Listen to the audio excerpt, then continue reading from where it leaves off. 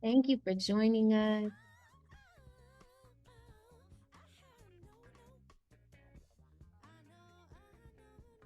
As we're trickling into this space, we just want to extend a warm welcome and a deep appreciation for you making time to be a part of this community in the middle of your workday. Hey, Shake. Oh, I'm happy to see the people in this space. Welcome, welcome. My name is Oriana Ides. Um, as I said earlier, I'm joined by Dr. Noor Jones-Bey and Nikki Magtoto. We're very excited to hold the space in which we explore the power and potential of humanizing learning spaces within schools. Adult learning.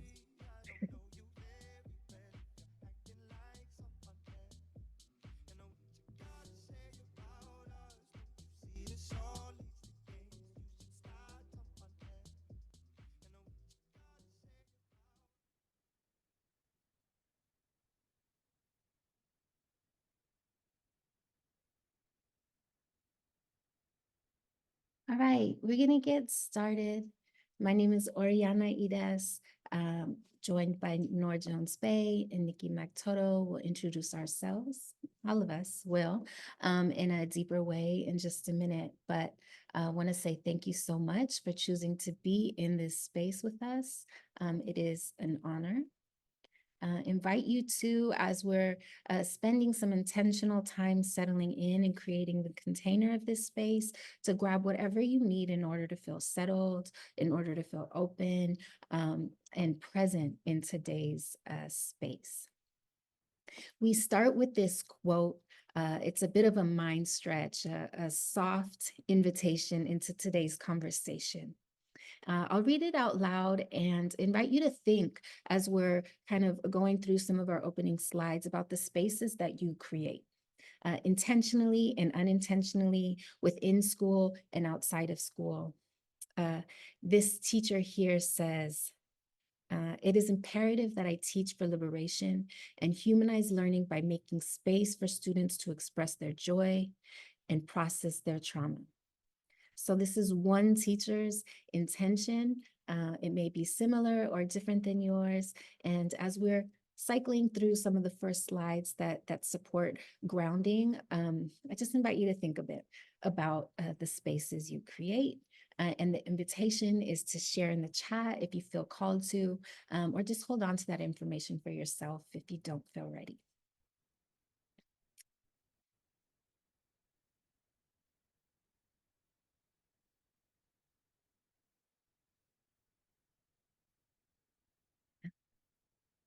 So, welcome to Acknowledging Our Humanity, Reimagining a Professional Development Plan that supports educator emotional wellness, too, as well as, right? Also. My name is Oriana Ides. I'm a field coach with the School Crisis Recovery and Renewal Project, and I join you from unceded Ohlone land. This land was and continues to be of great importance to the Ohlone people.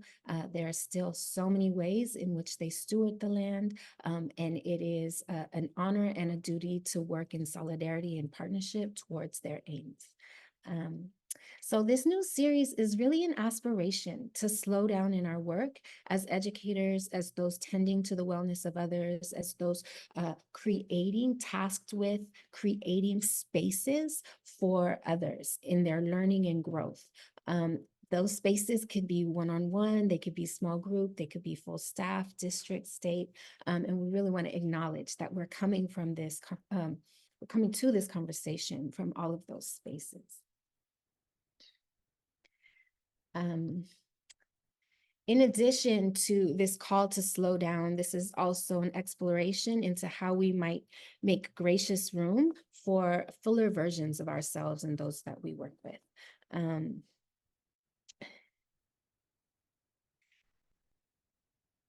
My name is, I said, Oriana.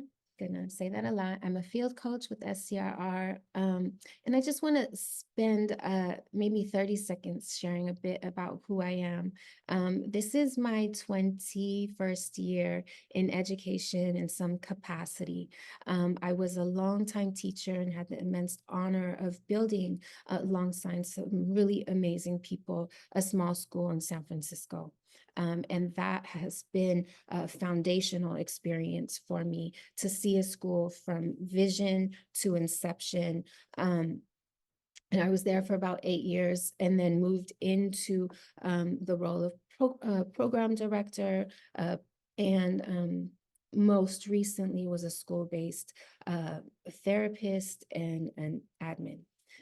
Now, in addition to SCRR work as a field coach, I also am a therapist in a community-based center. And I feel deeply pulled to this work as a way to support young people and adults in being fuller versions of themselves. I found so many young people needing to, and even adults, acquire different masks and shields just to exist in our school spaces. We talk often about the trauma that our young folks are coming into school spaces with, and I felt not enough time and energy was spent on examining and interrupting the trauma created within schooling itself. And so just a bit about me. I want to hand it over to Dr. Noor Jones-Bey, and then provide us all an opportunity to share a bit about ourselves. Thank you so much, Ori. So glad to see everyone here and just being able to scroll through and see everyone's beautiful faces and the cute profile pics as well. So shout out. Thank you for spending your morning with us. I'm going to begin just kind of introducing myself. Born actually in the Midwest, raised in the Bay Area, moved through spaces both as an after school tutor. I have moved as a college access director. I have supported Black and Brown and Indigenous folks navigating higher education. In addition to kind of being a program director for a critical literacy program in the South Bronx. Also, during this whole time, creating spaces for intergenerational women's groups. And a large part of that was a response, needing a healing response to a lot of the experiences that Black and Brown girls were experiencing in the schools, particularly gender-based violence, and thinking about what it actually means to hold a full child, a full young person and all that they know, and particularly connect to the intergenerational legacies. So my interest here comes, I'm like, as both as a researcher, as a listener, I really think about what it means to create space for us to listen, and knowing that that's a constant growing place for me. And young people are always the one navigating me back to healing. And so what it means for us to really create spaces for inquiry, spaces for community, spaces for connection, and particularly around the way that joy is both a really beautiful place of resistance, and also there's so many generational legacies to even being able to express that in schools. So that's where I get very excited and feel really called to this work, to make sure that we're allowed to be our full selves as we don our professional hats, as we move through these different worlds, that we never forget the little child that keeps us excited and keeps us interested and keeps us curious. And so I thank you so much today for coming in. And I hope that you'll be able to bring your full self, your intergenerational self, the curious, questioning, playful, as well as the serious one. We want all parts of you here. So welcome, welcome, welcome. Thank you. And we're also joined by Nikki McToto, our incredible senior project manager. She has helped in many ways shape this offering and support in regards to the technical pieces. So thank you, Nikki, for being here and holding this space with us. We want to take a moment. Many of you have already, and I urge you, if you did in like the first few minutes of the offering, to maybe do it again as new people are trickling in, but to introduce yourselves. We'll have time to do it out loud in small groups soon, but first, if you can, it is quite powerful to see who is in this space with us. We really acknowledge that there is so much wisdom um, in this space, and we really want to uplift it. Right? That doesn't happen enough, I think, in professional development spaces. And so we want to really model and set that intention here, that we are coming, introducing ourselves, sharing who we are, what brings us to this. So if you could, in the chat, if you haven't already, who are you? Where are you located? What role do you play in supporting school spaces or the mental health of others? And if you've already done that recently in the chat, I invite you to scroll and see who you're here with. I'm going to keep saying this, but we are slowing down. Slowing down. That might feel uncomfortable for some of us. We're not going to go too slow, but we are slowing down. Very briefly, in the spirit of building accessibility and community, I just want to bring our attention to a few functions on the Zoom platform. First and foremost, self-care comes first, right? And we got to slow down and notice what it is we're needing. And it is a responsibility that we have to ourselves and to this community here, that we are noticing what arises for us, what we need, that we are being really mindful of how we enter into this space with that noticing and extension of care towards self. What I also want to bring our attention to is a few functions. That is the chat. We're already in it. It's lovely. Please, this is a conversation. This is not a webinar. This is not one way. This is a conversation. We're creating the space, the container, the intentional container for that right now. So the chat, also the reactions, and then mute and unmute. So if you're not talking, mute. It helps us hear everyone else in a better way. But if you do have something that you want to give voice to, that is absolutely welcome, and we invite you to unmute and do that as well.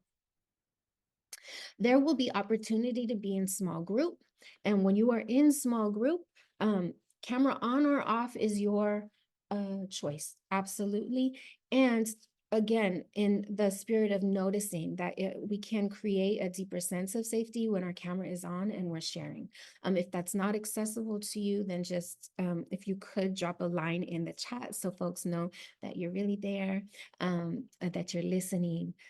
We are deeply committed as a project to creating the space to allow for emergence, the needs, the skills, the supports and structures that really cultivate this idea of renewal within school spaces. So paying attention to noticing and naming the fact that we are living amidst crisis, that schools are often consistently and persistently enduring crisis. And that needs to be intentionally planned around. And the healing really needs to be part of what we are thinking about in creating school spaces, in the relationships we're building, the services that we provide. So we do this in many ways. I just want to call attention to this idea of renewal here. So oftentimes schools think about crisis readiness and crisis response, absolutely important. But, raise your hand if you've been a part of a school community that's endured a crisis and has stayed silent about it, has moved through it, where conversations maybe take place in one-offs, but not collectively, and that people are really maybe too taxed to think about how we might heal through something. So it's added on to one person's job, or they take that, responsibility by default.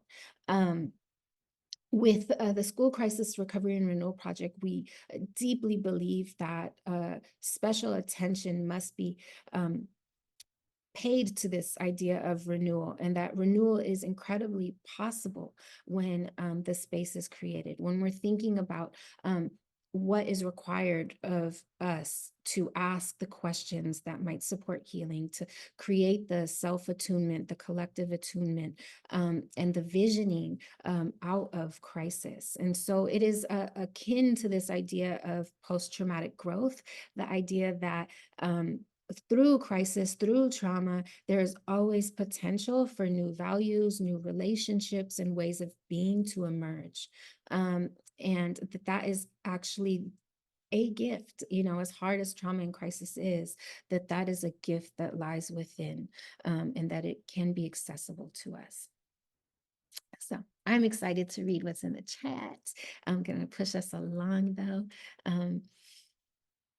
Invite folks to just take a deep breath in your body if that feels accessible to you. And if it doesn't, you just notice that without judgment. Much of the work that Noor and I are excited about is how we might come home to our body and how we might come home to our land. And that is deeply exciting, important work to us. And so we want to spend a few moments settling into our body, right? Especially in schools, like the mind is so put on a pedestal, valued, made space for, and the body wisdom often is not. So just signaling that we are gonna come inward a bit. We're starting this series, this 6-part series, rooting into ourselves and our own humanity and our own embodied experience in the work and in the world. And so Grace Lee Boggs says that we must be the transformation that we wish to see in the world. And so when we're thinking about professional development and holding these spaces, we really want to center this idea that it must start with us. Right? If we cannot embody ourselves, this transformation, this alternative way of being, then we will really struggle to require that or hold that aspiration for others. And we're not saying it has to be, it's not a place you arrive, but it is a journey that we hope we can all be embarking on. I'm not going to belabor this, but just for trauma-informed purposes to help you kind of orient to what we're hoping to do together. Much of this is that call inward, this noticing for ourselves so that we can more properly, responsibly, attunely hold space for others. It's naming what it is that supports and hinders our ability to humanize within school spaces. It's together, we're really excited about this, but like naming and creating a map. And needs assessments within our school spaces to identify the needs, right? Not that a district or an outside entity places upon us, but you as folks in the school spaces really noticing and attending to the needs of your staff. And then some strategizing and planning. This is a first session in a series of 6. The deck will be sent to you. I sent this out in an email yesterday. Don't want to take forever reading it, but it's a fun journey. Fun is a part of this.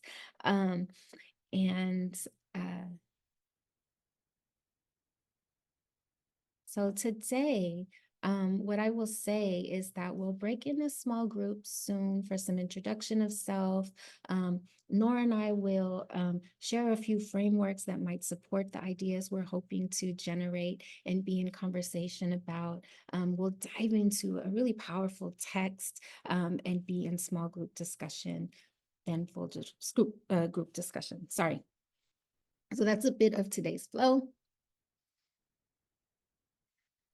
I want to uplift these trauma-informed principles, invite you to lay eyes on them, just to notice how you feel when you see them, if questions surface for you as you read them to yourself.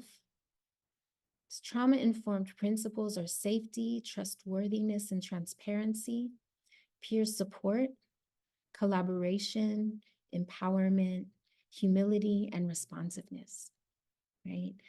Which ones are really important to you? Which ones align with your school's values?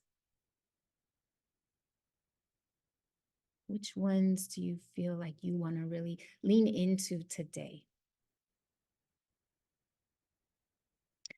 Also want to share this trust. Adrienne Marie Brown says that there's a conversation that only the people in this room, in this space, the 32 of us, can have right now. And that it is our work to find that conversation, right?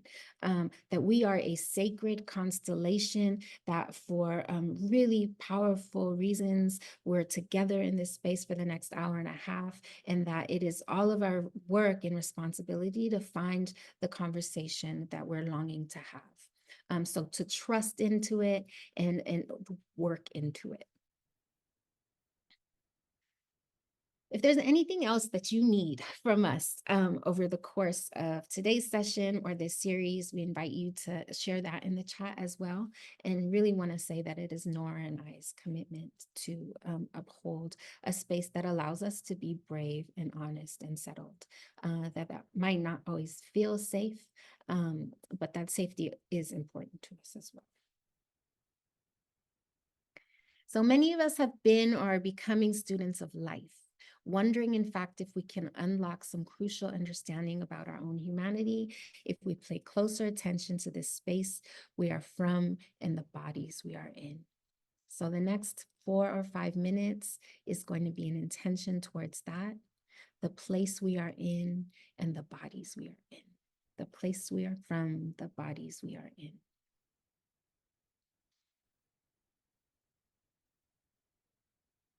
As you lay eyes on this slide, I invite you to maybe close your eyes if you want, or move your eyes away. I'm gonna provide opportunity for us to settle into our body, the invitation to maybe notice your posture, maybe create some movement in your seat to find a posture that is more comfortable. Notice your breath. Is there movement? You can extend your body to allow your breath to flow more freely. Notice the spots and points and places in your body that are clenched, your jaw, the tissue around your eyes, your belly. Can you extend some softness to those parts, some warmth? Does your body need movements? I invite you to extend whatever movement your body might need. Feel into your feet, the places in which your body's making contact with the surface.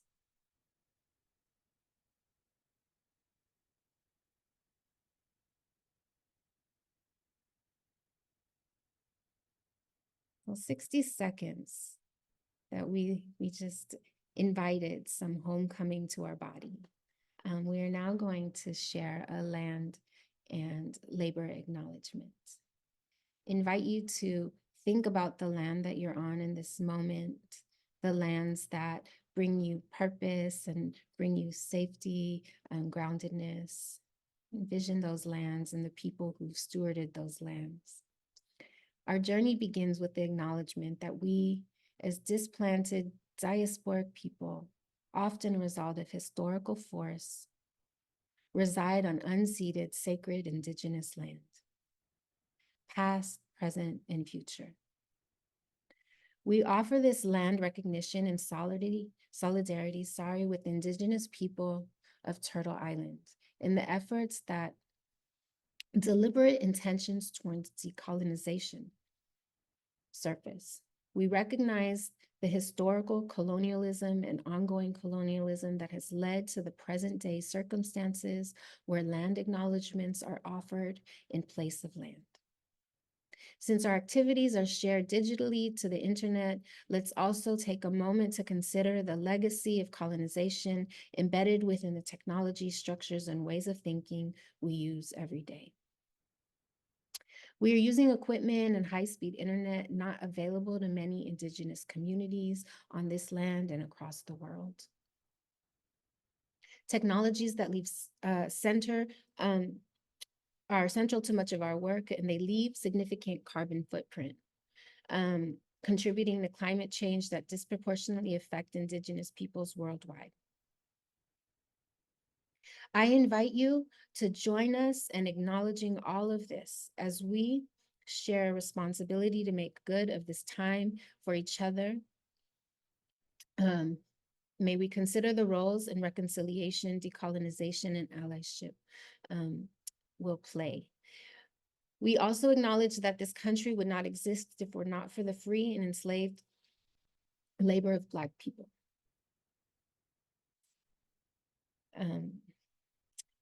Acknowledge that skills stolen due to violence and white supremacy. While the movement for justice and liberation is building and we are witnessing the power of the people, many are still being met with violence. We honor also the contribution of immigrants seeking safety and relief, many of those who provide labor critical to this country's thriving. I invite you to take a deep, full, warm breath in from the land through your feet, your torso, your heart, your throat, your head. And exhale, dropping your shoulders, softening. As you come back to this space, your eyes open or gaze raises, just want to thank you for allowing us this time to slow down and be really intentional about how we begin. Many of the people, the dreams, the work, the aspiration that was just mentioned in the land acknowledgement are alive and present in your school spaces. They are the dreams and the soil that you come to work on every single day. And they are alive and vibrant in many ways if we can create the space in which we allow them to flourish. And so thank you very much. This land and labor acknowledgement is very much alive and present and in your school spaces. Okay. We want to invite a bit of conversation. There's been so much of me talking. I acknowledge that, and sorry, and thank you. But now we have some space for you to maybe take 20 seconds to lay eyes on this feeling wheel. This feeling wheel was developed by Dr. Gloria Wilcox and is used by Bean, which is an incredible Black mental health organization. I invite you all to check Beam out if you're not familiar with their work. And we will enter into small groups in which you will share who you are, the role that you play, and how you acknowledge the land that you are on. And many of us are just beginning to, or maybe don't yet verbally or in community, but do on our own in our own ways. And then how are you feeling in your body? Welcome back. We want to give just a moment for us to surface and share what came up in our small group conversation, what came up when we were given the space to name and notice what we're feeling in our body or our acknowledgement of the land. And so the invitation is to share it in the chat or unmute. And if you're sharing what came up in your small group, really speak for yourself. You can speak to like the essence of the conversation, but please don't speak for anyone in your group. Slowing down to pay attention to the land is also this moment that we slow down to take attention to our breath. It's the moment that we slow down to take attention to our emotions, recognizing that they are like our, when we think about the winter, the changing of seasons, if we understand our emotions from an expansive place, right? Where everything is welcome, right? And I wanted to start with a basic piece around what brought me to this work. And I also was reading the chat and I'm really thankful for all of the collective voices. But this point around coming to this work, recognizing that having a history of being a teacher, that there was so much that was left out of my PD space. There was so much that I was supposed to know, but only learned in the process of being in relationship with young people. But then also what those relationships to young people took me on my own intergenerational journey through my emotions, connecting back to my younger self. So I want us to start really just honoring the fact that we are intergenerational bodies, that our younger selves are walking with us, and they're also teachers and also great places for us to connect with the young people in our school spaces. And that was a central point of me being able to connect back to joy as a place of recovery and renewal. And so when we move into this kind of next segment, I'm just going to ask us to really just pay attention, be in our bodies, trust those desires, trust those feelings that come up, because every single one is welcome. And every single one is here to help guide us to understand what it means to move out of a space that is not healing for us, but move into something, or at least dream up something with all the knowledge that we carry, right? So I want to go ahead and start with this quote by Bell Hooks. And she says, I enter the classroom with an assumption that we must build community in order to create a climate of openness and intellectual rigor. Rather than focusing on issues of safety, I think that a feeling of community creates a sense that there is a shared commitment and a common good that binds us. What we all ideally share is a desire to learn and to receive actively knowledge that enhances our intellectual development and our capacity to live more fully in the world. It's been my experience that one way to build community in the classroom is to recognize the value of each individual voice. And so we pause here, just recognizing, and if folks know some of Bell Hooks' history, she does a lot around healing and connecting to her voice. And a big part of this work that we started out with is really just honoring the fact that we come with a voice, we come with experience, we come with a history, right? Much like the land. And that is something that also teaches us how we might want to move into community, the things that we need. So we want to honor those voices today. And a big part of recognizing those desires and those voices that show up sometimes through emotion, sometimes through, however we're speaking or sharing with a colleague, right? We want to make more space for that.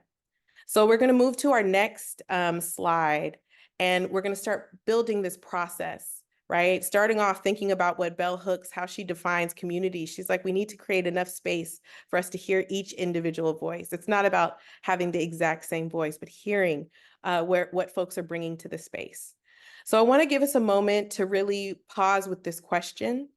What do you desire for your students and colleagues and your school community? Just pausing, thinking of your own journey to this work, pausing, thinking about even some of the tough spots, right? For me, I was brought to joy because I realized I was getting in trouble at every single part of my life, because every time I was loud and happy. And I realized, oh, wow, a lot of the young people feel the same way. Why is joy so oppressive to people? Why are people so mad when I'm happy? What is this? Which led to a deep historical form of research and also intergenerational research in my own family to understand some of the ways that emotions are repressed in schools and taught, that certain folks can't experience joy, right? Certain folks can't show that out publicly, right?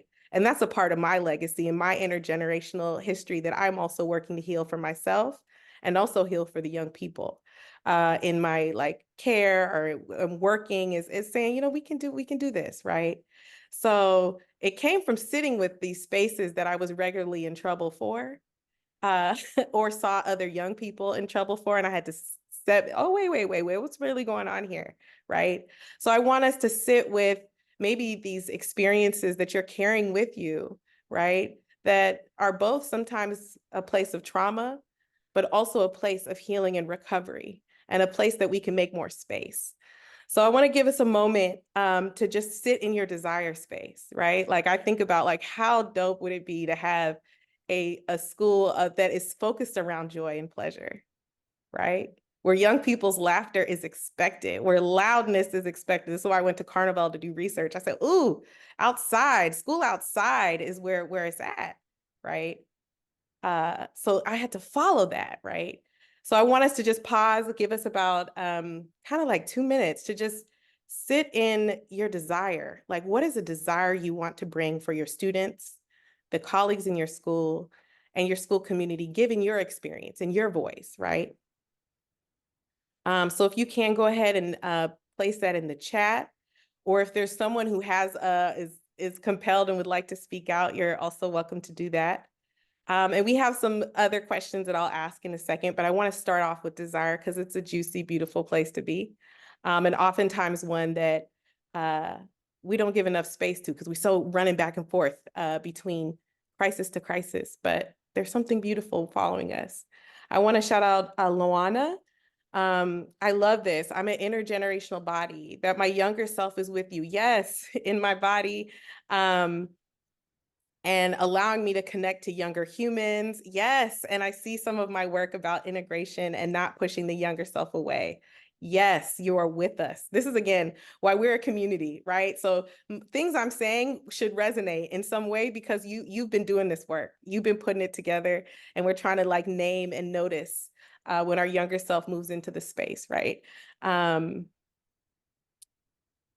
Let's see. Is there anyone who would like to share out loud before I go and read more in the chat? But I want to offer any voices, any desires you want to say. I love it when they roll off the mouth. You know, it's like a feeling when you hear it, or to name it. So humanizing professional development. Our concept is that it centers actually the community. It centers the self and the community. It allows us to examine and embrace and challenge our many identities, our experiences, and to center those as a means for us to really reflect on our community, the culture, and also the practices that we're using to make sure that all folks are well, right? So it provides this slowing down space, right? For us to feel in the process of teaching, in the process of educating and being in community, and to also be able to name what also needs to be healed. If we're not able to name it, we're not able to start identifying the processes that are not positive for our wellness, then we're never going to be able to move out of that, right? And again, it also is rooted in like practices that help us to support that noticing. And so recognizing that a lot of our words that we use are taken for granted. Like we say professional development, but what really is it?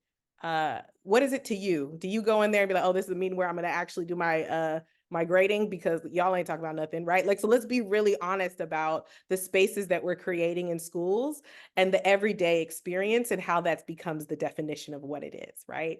And our desire for humanizing professional development centers a community consensus around building spaces actively with what we know in the past and what we hope to see in the future. It identifies and explicitly teaches shared value. So we must start with a shared value to foster this communal space, which allows us to learn and build life-sustaining frameworks. And so we use like critical praxis as a use value is to identify what's happening, but we push it really connecting to Indigenous and Black radical traditions that are focused on life sustaining. So we're not thinking about just the year, we're thinking about generations of these people who are moving through our spaces and what can we offer them in that process of learning that will sustain generations. We're thinking this way, right? Perfect. Okay, so we'll move to the next slide so we can go in. So we're gonna give, so we want you to just take a second to look on the slide and identify 3 characteristics that are present in your current PD. I want you to just think about like, let's be 100, right? And I say this as a person who's went to so many PDs and you're like, yo, really? Like, this is what we're doing? But then also some PDs that were like mind blowing. When I first learned about vicarious trauma, it changed my life. I said, thank you for this tool. It's helping me to understand the work that I'm doing and the impact on me. So our goal is to make sure that we're pushing ourselves, I'm not even pushing, we're moving slow towards creating spaces that are sustaining for us, that are healing, that are helpful. So take a second, identify 3 characteristics. You can, if you feel comfortable, you can go ahead and throw those in the chat. And then we'll be moving into our collective journal. So we're going to take a second and we're going to move into our collective journal. And this is an anonymous space. It's a valuable space for us to come together, one, as a community. And sometimes because of the suppression, fear of open conflict, we can't say the thing directly. and we recognize that we're in a scarcity culture. We're recognizing we're dealing with paternalism and a fear, and so like there's a way that an anonymous space allows us to just say the thing and also be seen. So I'm going to offer the questions as well as a link to the document where I'm going to give us about, I don't know, a couple minutes to just jot down again, when nobody is worried about grammar, nobody's worried about something being perfect, but just jot down um, basically reflecting on your three characteristics, right? What more would you say about your current PD? The structure, culture, outcomes. So just describe your experience. And then if you can, explore the supports and the challenges you face with it right now. So we start by naming. So this is us entering into the process of naming our experience, valuing our experience, to be able to start to shift into moving towards our desires. And when you feel like you've completed your thoughts, highlight a portion to share with the group. And Ori makes a beautiful point, right? These characteristics show up in our bodies, in what we believe is possible for our young people and our world. And I think about this so much when I was a teacher, how my joy, I would get in trouble just like the young people. So I knew when they were telling me what was going on, I was like, oh, I know what that feels like. I know what it feels like to be policed because I am a person who moves in the world in a particular way, right? And so that showed up in my body as well in regards to me doing my work and feeling comfortable in a school space. That was not always the place, for me to be able to feel like I could bring my full self. And that's different for each person, right? Y'all can just get into it and allow yourself to just free write your experience or anything that you want to bring up, reflecting on the three characteristics. But if you saw yourself seen, go ahead and give some claps and some shout outs to folks as we move through it. Okay, so we'll go to the next. Go ahead, or Ori, did you have something to say? Yeah, I mean, as I were transitioning to the next slide, I just want to thank you all for the honesty that you allowed to surface in the Google Doc. And hopefully we can take time outside of this space to read it. This is a community we're building right over time. So to read and feel into one another's experience, to find connection with it. I have these deep aspirations towards liberation, like in my heart. And I'm so fortunate to have found schools to be a space in which I can work towards liberation alongside other people. And then when I found school spaces as not allowing me to work towards those aspirations or stifling, it created a tremendous pain and conflict within me. And so just kind of naming what's surfacing for me as I'm reading your experiences and that dream that I wasn't allowed to manifest always in my school spaces, and how that settled into my body. And so in me sharing that, we're bringing to this space the ecosystem, the school ecological system. So many of us are familiar with the ecosystem already, but I think it's important, and it ties to, right, the way the land and our relationship to the land impacts how we show up and the work that we do and what is possible for us, the ways in which we bring all of our lived experience, our memory, our intergenerational experience, our younger selves to the work.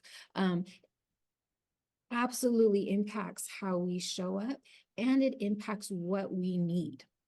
And so I, found as an educator, when trauma-informed principles and practices were surfacing and we were leading our young folks, I led my young folks through autoethnographies where I asked them to share their, most pivotal, transformative experiences. and I didn't do it in a way that was always responsible or mindful. And I did it at a time where there was this, like, you had to teach like your life depended on it. You had to get your young folks to go deep. Kind of like Roberta shared in the chat, I was at a school that had no counselors or therapists. I was 24, untrained, sitting in one-on-one sessions with young people by myself as their advisor. And so I just, all of that, all of that comes with you, and it determines what you need to provide your staff. And we think it's really important to look at not just who we are as individuals, but the emergence, right? As Adrienne Marie Brown says, it's like the tissue in between all of these spaces and these realms. And so thinking about who we are as individuals, our relationship to ourselves, who we are in relation to our community, to our location, the systems, institutions, and not just that. Many of the ecological models I've seen ends with the systems and institutions. And this one I love here really also brings into light the history, the legacy, and the structure. We had absolute chaos in our schools, often because families were coming into the schools feeling incredibly disrespected. They did not trust our community. And we had to acknowledge that it wasn't what I did with so-and-so third period necessarily. Sometimes it was, but it was also the history. They did not trust schools and schooling for generations. It had not been a safe place for families. And so understanding also the legacy, structure, history, the ancestral wisdom that exists within your school spaces, within your staffs, and how do you allow for that to emerge, right? And I just want to, oh, sorry, go ahead. Mhm. I really love, Shake put a really great question, which is how do we do healing work in these unhealed spaces? Mhm. And I want to be 100 with you that you must create your own spaces to do this healing work. It is not happen. That's it. And what I mean by that is that to Ori's point, right? Like if we're coming with legacies of trauma, school-based trauma, right? And I had to do so much of my own work that was not direct. Like we have to sit with our own legacy and our history. When we see this ecosystem and we're wanting to talk about it with the young people, I see so many folks being like, oh, they have the young person share their story without recognizing the impact of what it is for us to sit with even our own story. So the point that I would say is that the first thing we must do is actually be committed to it in our own lives. Be committed to this intergenerational legacy and this ability to move through the emotions and the stories and the deep knowledge that is both intense trauma and also the most beautiful wisdom that we can take into the school. But that happens with us starting our journey first. And this is why we're building this PD, right? We're not asking you to go do this. Folks got so much historical heaviness. It's not to jump in and be like, okay, now it's time for you to do it, which I saw so much pain, particularly in schools that are wanting to be progressive, but at the same time, really missing the mark of what it is to actually sit in a 16-year-old body with the descendants of enslaved folks. Like, what does it mean to call up that history? And what does that mean for the parents to call up that history? What does it mean for them to walk through these communities? And so a part of that is starting with our own story, right? And so I would just really, really want to honor that even what we're bringing up is really starting with yourself, and then we're able to move into community in a more slow kind of engaged way, right? And I think to be 100% honest, like we can ask educators to go do their healing work, and we should. But when you're 24, coming into this work, no shade on age, but like, do we necessarily know how, right? Or when you are operating from a place of hypervigilance of your trauma response, do you have the space and the tools to do that on your own? And quite often the answer is no. So this has come, like you know, at first I was so mad when folks would ask me to breathe in a staff meeting. I'd be like, no, we have so much work to do. And but I didn't have the money, as a single parent, I didn't have the time to go to therapy on my own. And I was just holding and holding and holding. And it took me years to realize, oh, wait, no, professional development really does have a responsibility to create these spaces for us. We can't solely put it on educators, school staff to do it on their own outside of school spaces. And it's the skipped spot. It does so much harm when we are not tending to noticing, working through our own stuff as folks holding for other people. I don't know what to do with time. I want us to get to this reading. So maybe we're going to hold some of this other stuff for another time. We're moving towards this idea of healing organized as opposed to trauma responsive, and trauma inducing, right? And so we'll return to these slides in the next session and give it the space it deserves. We want to highlight a text by Tiffany Marie, incredible scholar. She was a keynote at our Winter Institute. Maybe we'll skip through this quote here too, because it's in the text. And here we go. So we're gonna drop the link to the text. It's about 8 or 13 pages. I think 8. So we're not expecting folks to read the whole thing. We want to invite you to skim through the reading and choose a place to start. Maybe start at the beginning and feel okay with wherever you leave off in this next 6 minutes, 5 minutes. And we want to offer these annotations to use as you're reading. Maybe just, kind of jot down on paper the space in which connections are made. You can connect it to your own lived experience, to another text you've read, something you've seen in play in the world, right? Where do you feel the heart of her argument lies? Where are you having strong reactions to the information? What feels confusing? What do you disagree with or want to challenge the validity of? And what do you love? Right? So these are just some possible ways you can interact with the text. Maybe take about 10 more seconds to finish up the sentence you're on, trusting that you'll get back to it. Before we dive into the questions that we have, just how are you feeling? What are you noticing in your body? What emotions do you notice surfacing as you read Tiffany's piece? We have some questions, but I think I'm going to stop sharing my screen and just give us some time to share.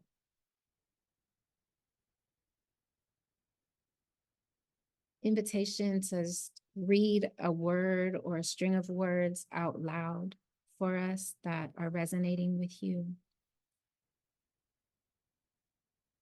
What are you wondering? What are you feeling?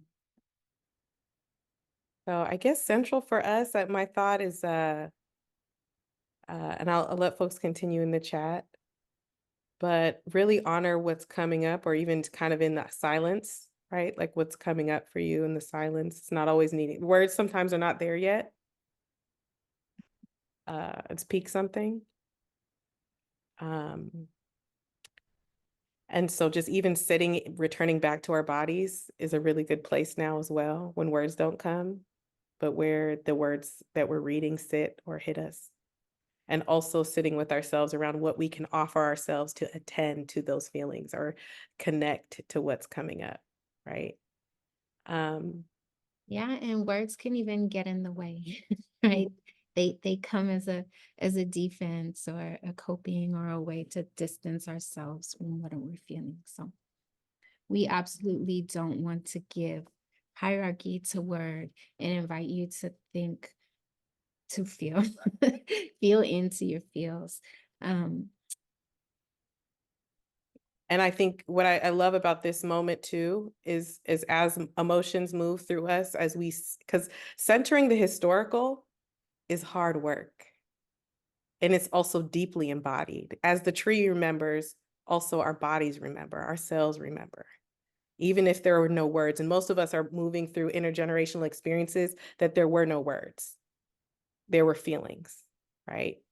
And so slowing down for those is central to what it means to be aware and attuned and listening to what it is to be both human in this process and to be connected to the natural world in this process, right? There's something that Mother Nature is reflecting back to us that also might help us to see ourselves and heal.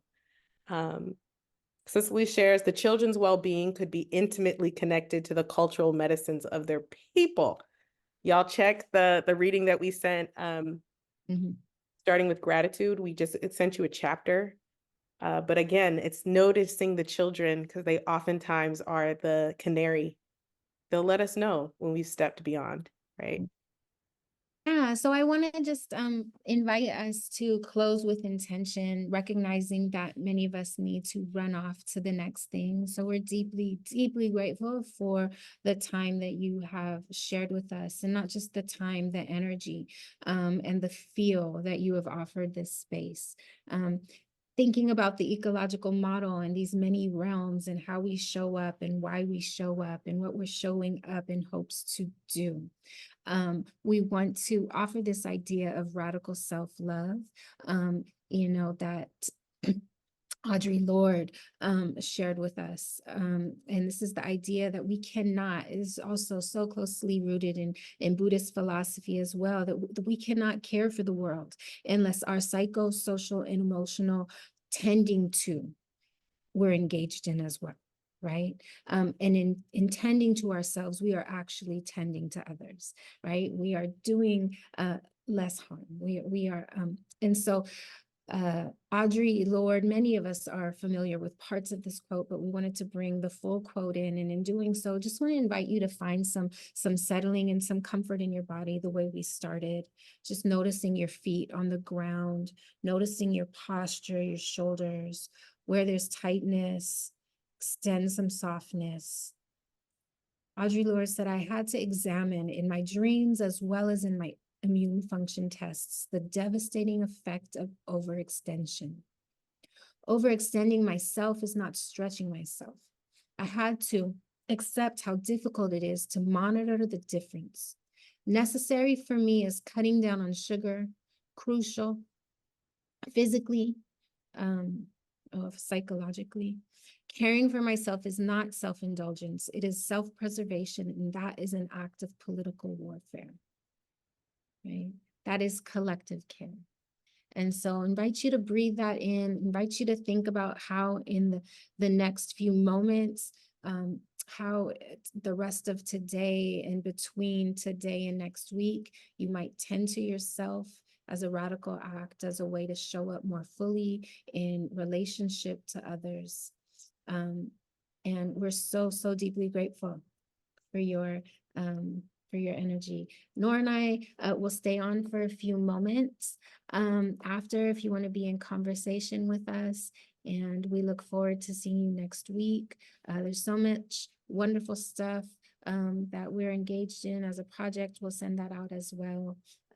Thank you, thank you, thank you. See you next week. Yeah.